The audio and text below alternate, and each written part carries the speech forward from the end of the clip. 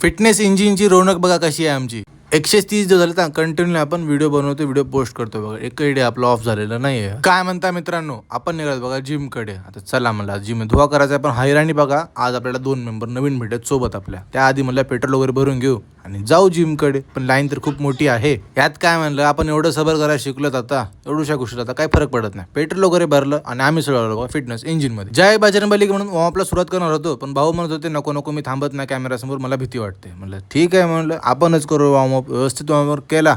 आज आपल्याला बघा चेस्ट वर्कआउट करायचं बघा आपल्यालाच. आणि जिजा तर खूपच मस्ती करत होती. काहीतरी वेगळंच असतं हमेशा.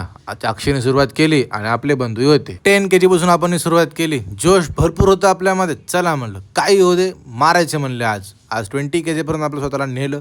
समोरच्या वेळेस अजून जास्त न्यायचं म्हणलं, मजा येणार. कुलदीपने तर हैराणच केलं, डायरेक्ट 27 kg वर दणका दिला भाऊन. आज आपल्याला सिंगल मसल ट्रेन करायची होती म्हणून चेस्टच फक्त ट्रेन केलं. आणि जाताना आपल्याला ओट्स घेऊन जायचे होते म्हणून ओट्स घेतले बघा. सगळं करतोय आपण, पण डाएट आहे आपली महत्वाची आहे. भाऊ म्हणत होते भाऊ हे काय खायचं नसतं, फक्त आपलं जेवण महत्वाचं असतं. मी काय सांगू त्याला. आता म्हणलं रूमवर आलो, फ्रेश वगैरे होऊया, भूक तर खूप लागली होती म्हणून घेतली डाळ बनवला डायरेक्ट सुरुवातून. आधी आज खोबर टाकून डाळ बनवत म्हणलं.